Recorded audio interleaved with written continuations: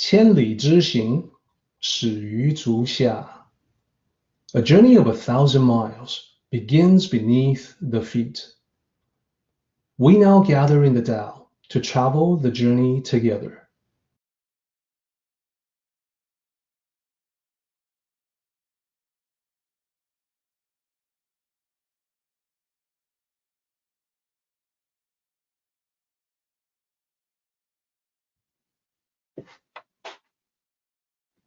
Once again, welcome everyone. It is an honor and a pleasure to spend this beautiful Sunday morning with you. Today, we will be delving further into the Tao Te Ching. So I want to take you back to what we had done previously with chapter 37. As I mentioned, we went to the very end. So 37 itself is not a long chapter. To simplify, it can be seen as 10 lines that are divided into 5 sets of 2 lines. So 10 lines would be basically 5 couplets. When we did the sectional analysis, this definitely came through, as you can see. And you will also notice that beyond the first 2 lines, I've got thin lines dividing up the rest of the 8 lines. And that is because, as you can see in the highlight, one couplet leads into the next one with the same character. So the end of line 4 goes to the beginning of line 5. The end of line 6 is the beginning, actually the entire line of line 7. And the end of 8, the last character in 8, is close to the beginning of 9. So this is a continuous thought that goes from one to the other. Last time, we got to the very last line. And the very last line says, the world shall steady itself. So the focus, the final thought that we were getting into last time was actually the last 2 characters, 自定. So let me quickly show you what that looks like. This is one of the 2 final slides that we went through last time. Line 10, the world shall steady itself. We isolated the last 2 characters, 自定. Literally, they mean self and steady, respectively. So the world, 天下, all below heaven, 将 will or shall, 自定, self-steady or steady itself. And the meaning of that is, at the very end of this chapter, we're talking about the practice of the Tao, the cultivation that will lead you to naturally transition from chaos to a state of peaceful, orderly process. And the visual that I used previously was that of a constantly flowing mountain stream. So it is something that keeps going. There's no rush. It's the babbling brook. It is in keeping with the Tao. It is something that is a symbol for Tao cultivation and also for living one's life in the Tao.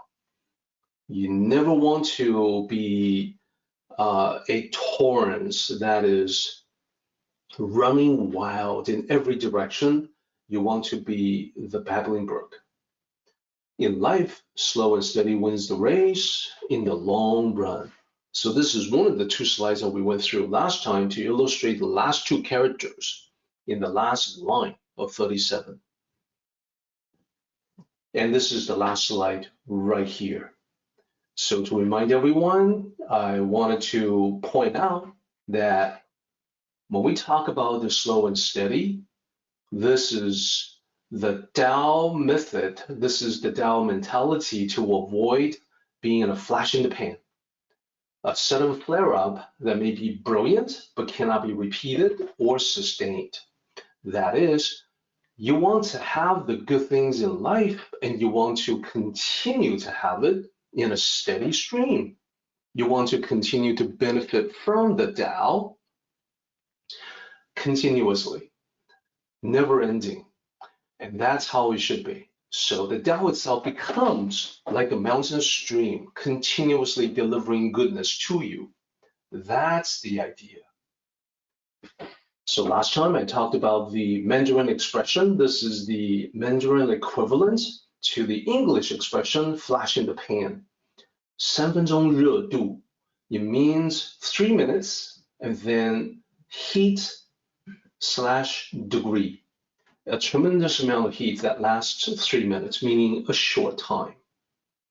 So this could be applied in Mandarin to enthusiasm that people have that is only at the initial stage. And then after a while, maybe very soon, they lose interest and they look for something else.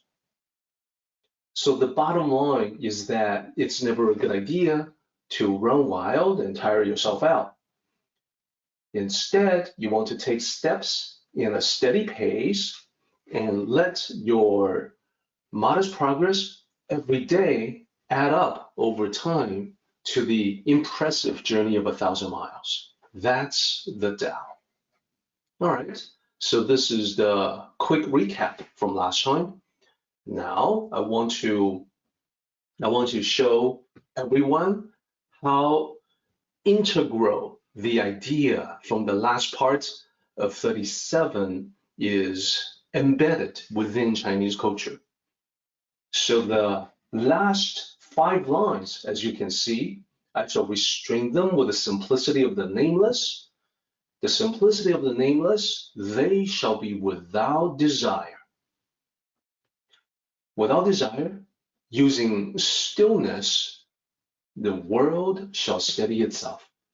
This is talking about a process where you stop and then you keep everything simple and basic and fundamental. That's the simplicity of the nameless, so that you can free yourself of distracting, unnecessary desires that take you away from your true path. Then you are able to quiet down, you're able to steady down, your world then comes together to help you attain that which you are going after. That's the last part. This part has correspondence throughout different aspects of Chinese culture. And there's one particular correspondence that is very much in the Tao tradition, but usually is not brought up when this chapter comes up. So I want to bring that to your attention. It is time to introduce you to something that is very important in Chinese culture, but is usually never heard about, talked about in the Western culture, even for those people who think of themselves as experts in the Tao or authorities in the Tao. They don't usually talk about it and may not know about it. As I mentioned, one of my goals for doing this Sunday meeting is that I want to bring to you information that is relevant to the Tao, may even be important, but information, although important, are usually not found or difficult to locate from elsewhere, especially if you live within Western culture. So one of those things is what you see here in this slide. 4书5经, 4 books and 5 classics. As you can see, the picture that I have here, the photo has a whole bunch of books laid out. So if you count them up, you will see 9 books. So the 4 books and 5 classics add up to a total of 9. So this is a relatively recent printing of what those are. Now, of course, these titles that you see, these covers, they don't really mean anything to you. all you can note, not knowing Mandarin, is that all of these books have names that are 2 characters, right? So I'm about to explain what they are. So I want to break it down into 2 parts.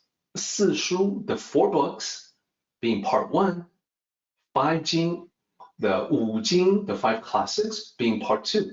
So let's start with part 1. The 4 books, what are they? The first one that I'll talk about is going to be the important one for us. It's called 大学, Great Learning. If you take a look at the photo, you'll see that it's right in the middle.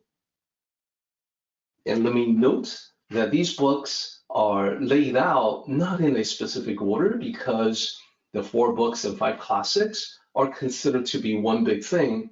That is, these are the 9 books that are important to the ancient scholars ever since about 2,000 years ago. So there's also doctrine of the meaning. Now, Great Learning is about a collection of sayings and speeches from Confucius and his students, conversations. So the idea about Great Learning is that it's a gateway of learning about Confucian teachings. It expresses many themes of ancient Chinese philosophy and thinking, and therefore it has become very influential in multiple aspects, in governing, in self-cultivation, in pretty much everything else. And what about doctrine of the mean? Well, most of what I will be listing for everyone is the official translation for these works. They're not necessarily great translations, just like, the Sun Tzu, Ancient Art of War, that's actually a very poor translation. So the quality of these English names varies, but they are the official established names. So I have to use them. Doctrine of the mean, this is really talking about moderation. It focuses on the way to gain perfect virtue, which is what 38 is going to be about as well. So moderation is an important aspect of it, and it's talked about in this particular book.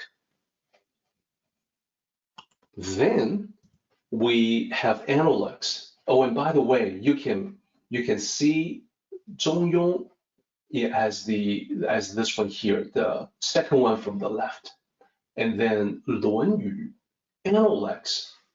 This is perhaps the well-known book, a compilation of speeches by Confucius, his disciples, as well as the discussions that they held, the conversations they had.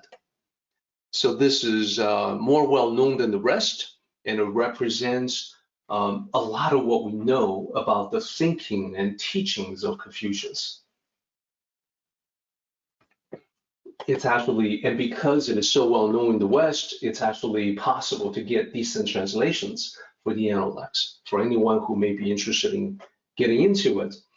One benefit, if you should ever get into 论语, one benefit is that you begin to get a sense, get a feeling for what Confucius actually said.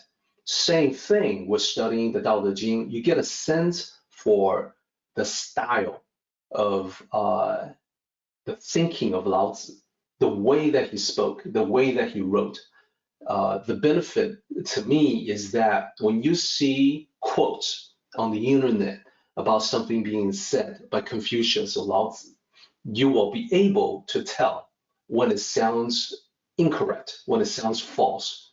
Without memorizing everything, you can quickly get a feeling that, nope, Lao Tzu never said that, Confucius never said that. That is not the kind of thing that they would say. They had they certainly lived in a very different world 2,500 years ago, and they thought in different ways than modern times.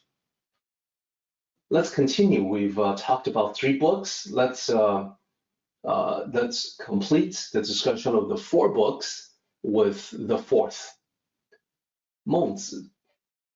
It's translated as Mencius, just like 孔子, Confucius, translated as Confucius. Mencius is the other sage. He came after the time of Confucius. He's considered one of the great sages as well. And so his conversations with the various kings of his time have been recorded.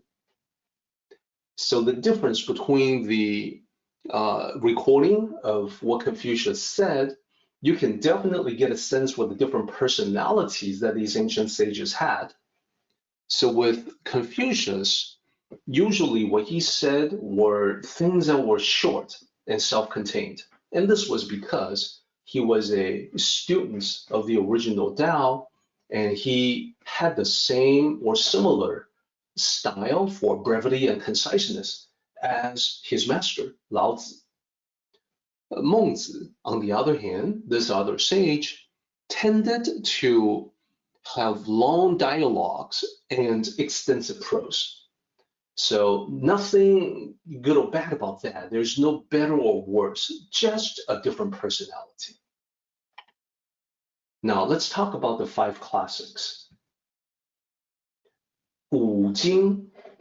So the 5 classics, that's a literal translation. 五 means 5, 经 means classics. Same with 四书, that's 4 books, literally.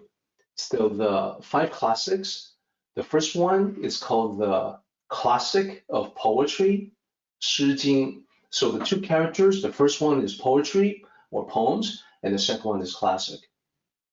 So you could legitimately translate that as poetry classic, the poetry classic, but the official translation is classical poetry. And when you reference back to the photograph, you'll see that it's the 3rd book from the right. You can compare, that's the first character, second character. Here in the book covers, the characters are vertically arranged, but they are the same characters, as you can see. Then we have the book of documents, and here you can scan through, and then you will see that it's actually the 3rd from the left.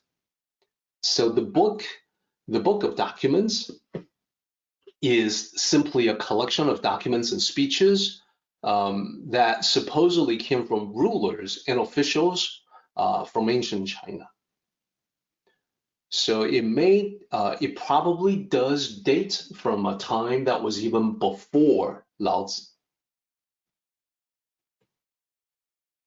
And then after this particular collection, we have another collection, this time of rites, and you can sort of see a theme that the classical poetry itself is a collection of poems.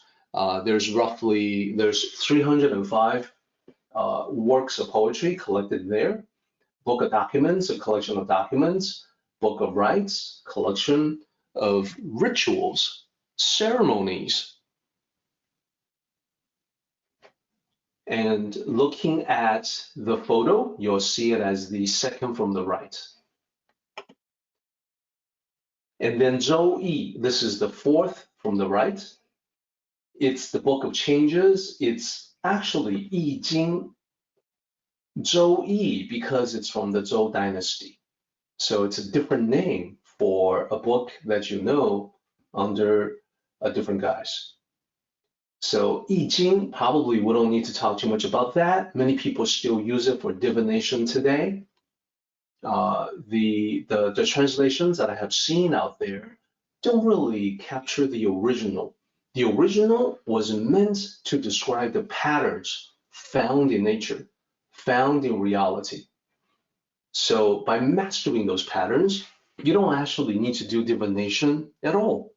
You can simply observe the world, figure out what the patterns are you are currently in the middle of, and then use the ideas that you see in these books, especially the I Ching, to help you figure out what to do. So I think the real lessons of this particular book is extremely useful, and people are only tapping into a small fraction of its true power. So one day, I hope to be able to delve deeper into the book of changes, I Ching, and then create, what I feel is an accurate translation that specifically will stress the importance of understanding life patterns. Lastly, we have a historical document called the Spring and Autumn Annals, 春秋. It's the first book to the rightmost book in the photos that you see there. So these books each have their own use. In ancient times, scholars and students used to commit the vast majority of them, or even all of them, all of the contents, to memory. Today, that's rarely done, if ever. There's just too much, and there's so much going on in modern times that people don't really have the time for that. However, I think that by knowing a few things about it, it can be very useful, as I will demonstrate today by taking everyone into 5 lines from the Great Learning, and then talk about why that's important. Occasionally, I get the question, Derek, what about the Taoist canon?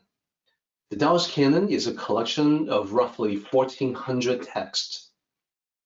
So that is the one thing that I haven't delved into or talked about very much, and it is because when I study and then explain these ancient works, it is mostly on the basis of practical considerations.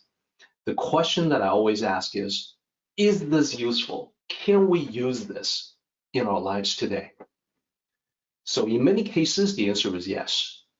And even, for instance, learning about history in the Spring and Autumn Annals can give you insights on what's happening today, because historical patterns recur. That is, they happen over and over again. The more things change, the more they stay the same. So it can be practical to study that. Now, you and I live in the age of the internet. There's also 1,000 other things we could be getting into. So the practical considerations have to compete with many other sources of information that we also have. So I would only sift through the ancient classics and bring out the things that I think we can immediately apply and put to work for our own benefit. So for those of you who are extremely motivated, and if you wish to study, the 4 books and 5 classics are a very good place to begin. There's a huge amount of study to be done, though, so you want to brace yourself. And I would definitely recommend the 4 books and 5 classics. I will put them way before the Taoist canon of some 1,400 texts. Now, I'm going to take you into one of them, just one, the Great Learning, 大学. So this is from the 4 books, as you saw in the previous slide. This particular book was chosen during the Song Dynasty. You can see the historical period there, so you can pin that as being approximately like 1,000 years ago. And this was chosen as one of the primary texts of Confucian teachings. And you will see, by the way, today, when we talk about 38, that there is a close connection between Confucianism and Taoism, Confucian teachings and Tao philosophy. This is because Confucianism had its origins in the Tao. Everything that Confucius talked about was rooted in the Tao. This is why many of the concepts in these works, including 大学, great learning, mirror what you and I have been discussing. especially in 37. So I put the pinyin next to the 大学, the characters here. So 大, D-A, I think that's easy. 学, the X is actually like S-H. So 大学. In modern Mandarin, when you say 大学, usually people assume that you mean the other 大学, that is, these are the same two characters that is used in modern Mandarin for university. So if you are about to attend university or know someone who is, when you refer to a university, those are actually the characters that you would use, and they sound exactly the same, 大学. Rarely do people actually refer to this book, 大学, which means great learning. All right, so let's get to the important point. Let's get to the part in 大学 that has special relevance to us. Let me show you 5 lines from there and then translate it for you. The 5 lines, I would show them to you all at once, and then I'll translate them for you one at a time.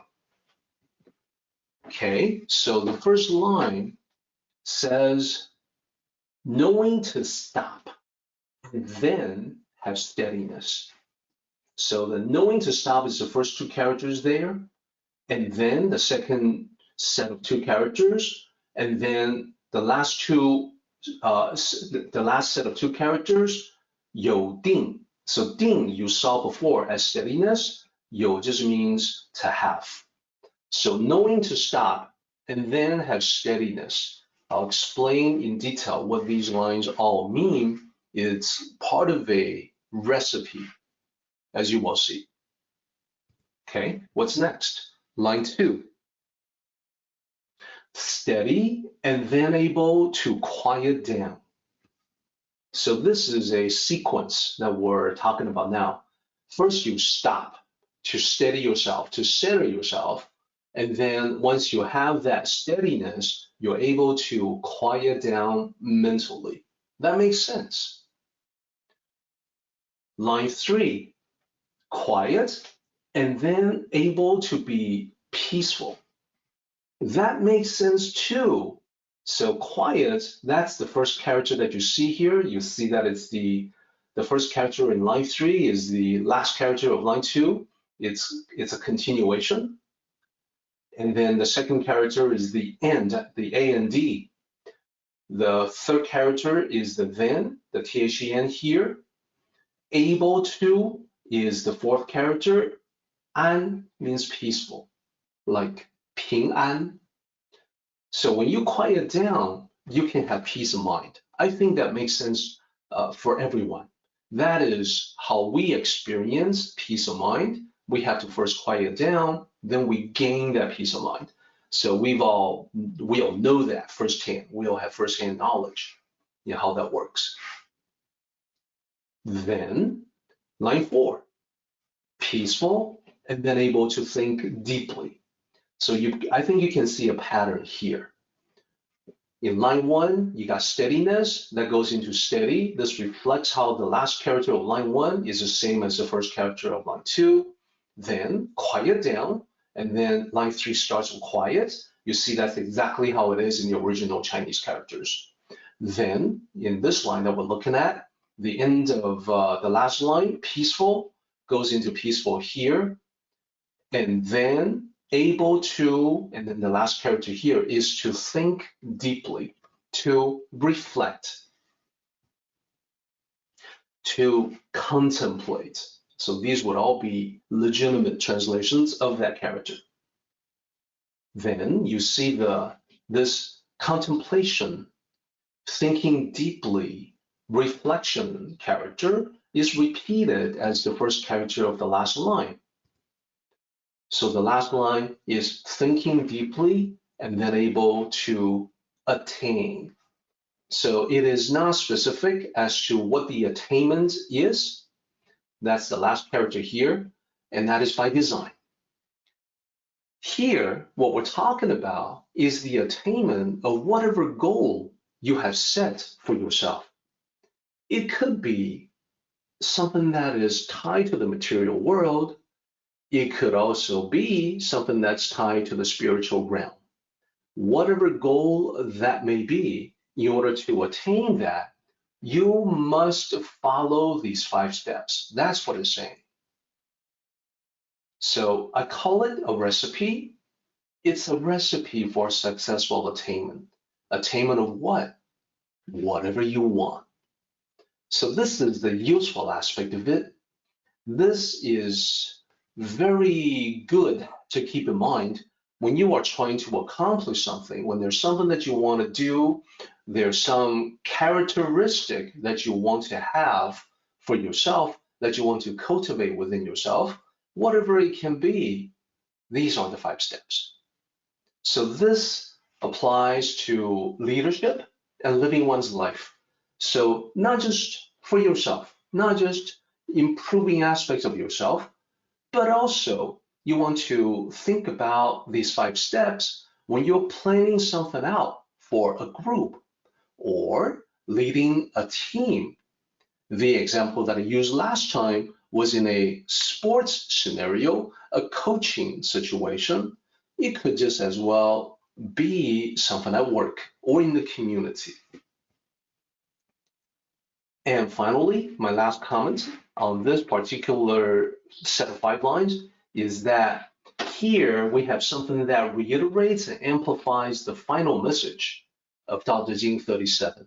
So that's why I wanted to bring to your attention, and I want to see if we can illustrate how the connection works, how the mapping works from one to the other.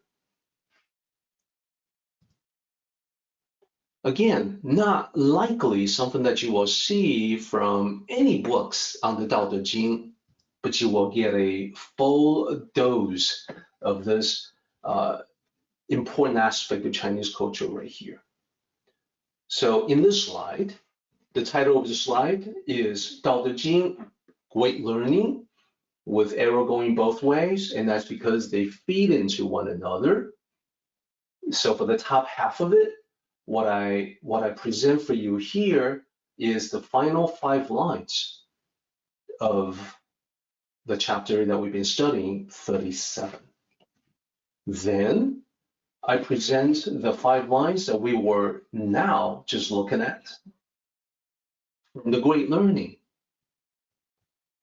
Knowing to stop and then have steadiness, steady, and then able to quiet down, quiet, and then able to be peaceful, peaceful, and then able to think deeply, thinking deeply, and then able to attain. So one thing that I'll point out is that a lot of times you can mix up the order of some of these things. In life, it always begins with stopping, interrupting a pattern that is not productive, a pattern of confusion, of being lost and disoriented. And then once you are able to stop yourself and then attain steadiness and quietness and peace of mind, etc., able to contemplate about your current situation, then you can break out of a bad situation or attain a good situation. So that's the last part of it. So that is in fact what the last 5 lines of Tao Te Ching 37 is also trying to tell you. Now, let me show you the connections one step at a time.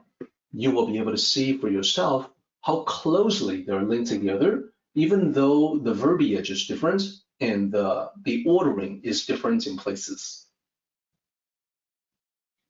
First, what I'm doing here is I'm highlighting both in Chinese and English the beginning part, the starting point of that. So in 大学, in the Great Learning, it says knowing to stop. In the Tao Te Ching, it says I shall restrain them. When you say I shall restrain them, that's basically you telling your team, okay, stop everybody, or hold on 1 second, hear me out. When it's you yourself that you're managing, you're telling that exact same thing to yourself.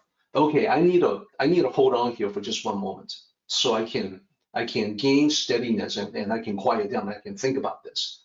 Hold on is what that is. So this is the correspondence. This is the beginning. Then I want to showcase the other correspondence. The same character, that is the very last character that we talked about. Ding, steady, steadiness. So it appears in the first line of the great learning lines that we're studying today. And basically what it's saying is that you gotta have that stoppage, you gotta have that interruption, the pattern interrupt, in order to steady yourself. So in the Tao Te Ching, it's presented as the very last line of the chapter, and that's in the context of you moving forward, making slow and steady progress every day, all the time, continuing down your path. So same idea, but expressed differently. Okay, so once you see that, I want to take you down to the next one. Okay, quiet down. Quiet down appears in both.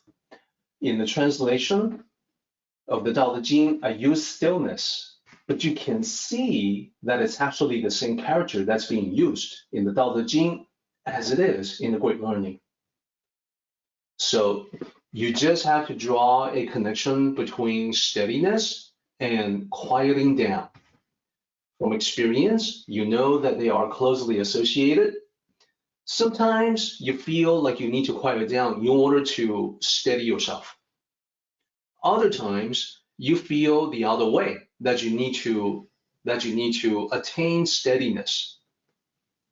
Then you can quiet down. It doesn't matter which order you do it in. It could change from one situation to the next. All we need to do for now is just to recognize the connection between the two.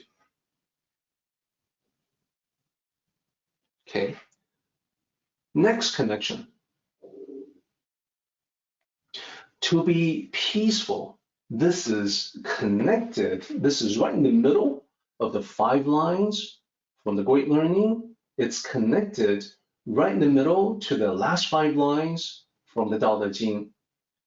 When you have an absence of distracting desires, unnecessary extraneous desires, that is how you have peace of mind. So these are talking about the same mental peace that you can have once you quiet down and you are steady. Then let's wrap it all up.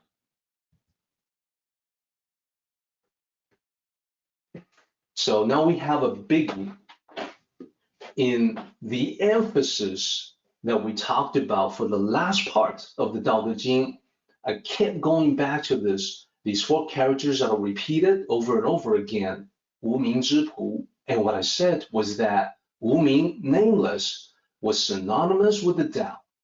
And then pu, the simplicity, has a whole bunch of implications. So when you are able to be one with the simplicity and plainness of the Tao, you are able to attain.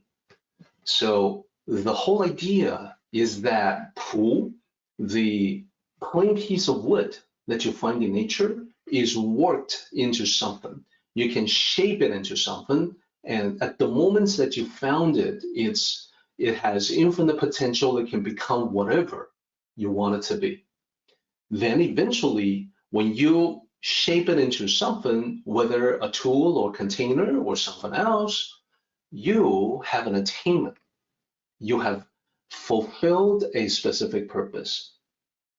So the process of going from plain wood to a finished product involves contemplation, reflection, thinking deeply. And your ability to contemplate and think deeply is connected to the Tao. It is the manifestation of the Tao within you.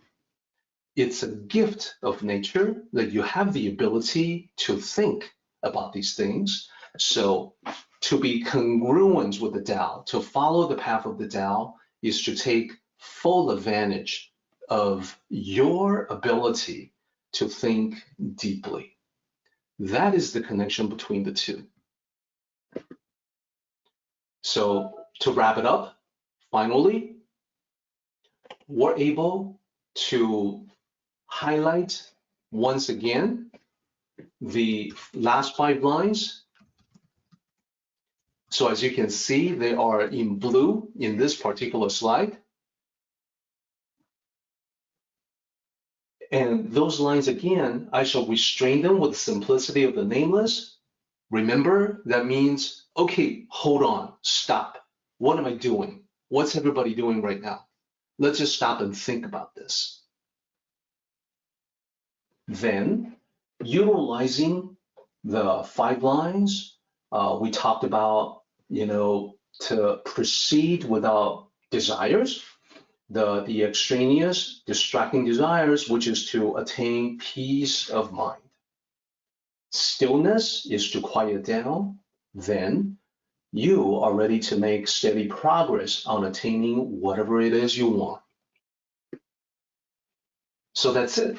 That's how I wanted to connect the last parts of the Tao Te Ching to other important parts of Chinese culture, so that you can see, hopefully utilize this particular recipe for attainment into whatever it is happens to be your current goal.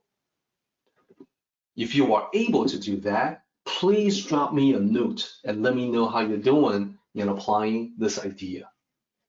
For now, we're ready to complete 37 with the paraphrase. So again, our purpose is to demonstrate complete understanding by expressing the original meaning with modern language. So we start out with the first 2 lines. These are the first part that's important about the Tao being constant in non-action. And then we apply that to a human being, that if you are also able to practice Wu Wei, there is nothing you cannot do. So let's paraphrase. The eternal Tao simply exists. It does not intend or attempt to do any particular thing. And yet, in its continuous, never-ending function, it does absolutely everything and leaves nothing undone. So I think you can see that this is a very accurate restatement of the original meaning. Then we have the next 2 lines, which is about holding on to this teaching, holding on to this Tao. And if you are able to do that for yourself, then all things shall transform themselves. Let's see if we can render that in modern language. If you can hold on to this principle and emulate the Tao, a remarkable transformation will occur in your life all by itself. Everything will fall into place for you, and everyone will come into alignment with you. Very true, very powerful, and very true. When I say all by itself here, that maps to the self character here in line 4. So again, we're still trying to hang on to the accuracy of expression in meaning as much as possible, using different words than the original, but keeping the meaning the same. Then we have lines 5 and 6. Transformed, yet wishing to achieve, I shall restrain them with the simplicity of the nameless. Now that we have gone through 大学, the great learning, those 5 lines, I think it gives you extra insights into these 2 lines. So here's the paraphrase. This powerful alignment brings enthusiasm and excitement. So you and those aligned with you will be eager to take action. Harness this energy with the simplicity and plainness of the nameless Tao. So that says it right there. The powerful alignment is talking about how everything falling into place for you and people coming into alignment with you, then you definitely want to get stuff done. But that's when you have to say, hold on one sec. Let's stop and think about this. Next two lines, simplicity of the nameless, they shall be without desire. Let's bring that into modern times. This means emphasizing the basics and building a solid foundation, which keeps everyone away from distractions to focus on the goal. This is how a team and an individual can operate at the highest level of excellence. So this is what I want to emphasize in this part, that you can use this for yourself, but also you can apply it to the team that you are leading. Either way, you will attain extraordinary levels of excellence if you follow the Tao correctly. Last two lines, let's wrap it up. Without desire, using stillness, the world shall steady itself. So this is all talking about the path ahead. Let's paraphrase. Free of distractions and unnecessary desires, the mind can quiet down to connect with the Tao. Your world will be peaceful and steady as you make progress toward your goal and create lasting results. So if you think about it, this is exactly what the 5 lines from the Great Learning is trying to tell us. Our meeting has come to an end, but the journey continues on. Let us travel safely. Until next time, may the Tao fill you with peace and happiness.